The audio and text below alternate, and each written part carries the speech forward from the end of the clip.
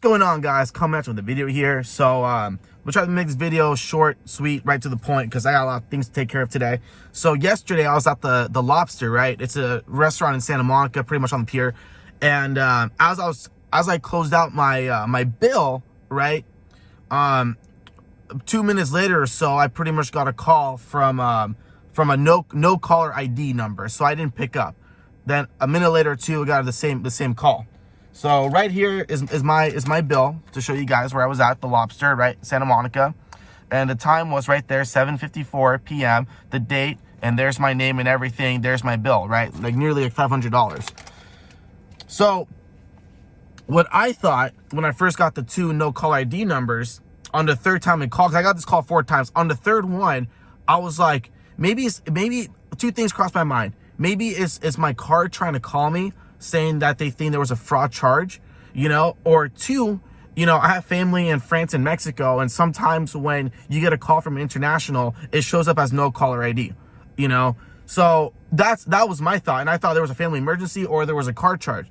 So the third time I picked up, it said I was like, you know, hello, and it said this is the Henderson, Nevada detention center, inmate for Brian Moreland, would you like to receive the call?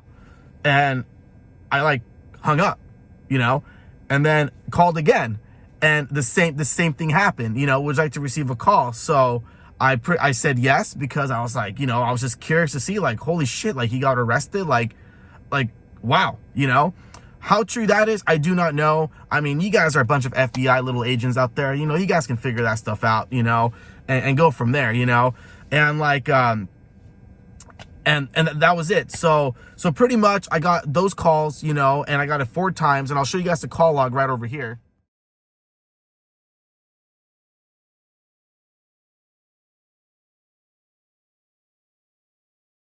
So those are the call logs that you guys just saw. I got 4 no caller ID numbers. First 2 times I didn't bother answering because I thought it was a scam, right? Then the third time I called, and I was like, man, that's kind of bizarre, like 3 times in a row, right? So 2 things crossed my mind. One thing, since I nearly spent $500, I thought my card company was calling me for a fraudulent charge to let me know, you know?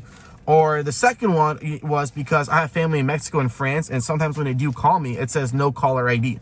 So I thought an emergency happened with my family, to be honest. I mean, my heart did sink for like a second.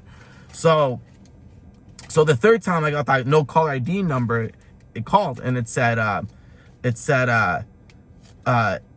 from what I can recall, for word, it said, you have an inmate call. No, it said, this is the Henderson, Nevada detention center, which there is one. So there is the Henderson, Nevada detention center, right?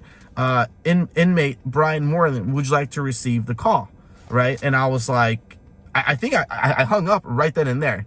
And then it called again a minute later. The same thing, you know, this is the Henderson, Nevada detention center, inmate Brian Moreland, would you like to receive the call? And I said yes. I mean, I kind of like froze up in that moment, and I was just curious, you know, like, man, like what did he do, you know? Obviously you guys know the whole thing, but you know, I was like, man, like, you know, what do you do? Like, what's going on? So I said yes, waited for like a few seconds, and then looked at my phone and it hung up. So I don't know if it was him, you know, just got the call, went through, and he just hung up. No idea. But as you can see from my call logs, I got 4 no caller ID numbers, you know. So that's that. I mean, that's like the latest EDP update I have, you know. I haven't talked to the guy since April, since all this stuff went down. That's like June, July, 7 months ago already. I mean, that's crazy. It's going to be almost a year, you know. Time really does fly. But so that's the latest update. I mean, for me, I mean, all what I know is coming from you guys. I mean, you guys are like little FBI agents. I mean, if you want to find out if he's in jail or what he's doing, I mean, people on social media tend to find out what this guy's all about, you know. So that's that. And then for me, I have a friend who, you know, tends to follow up on this stuff. The last thing I heard about him was he got fired from Lyft or Uber Eats, something like that, some sort of like driving service. And then he tried to apply at Chuck E. Cheese, and that's it. That's all what I've heard from him. So, like about him. So that's that, you know. And with that being said, I'll catch you guys later.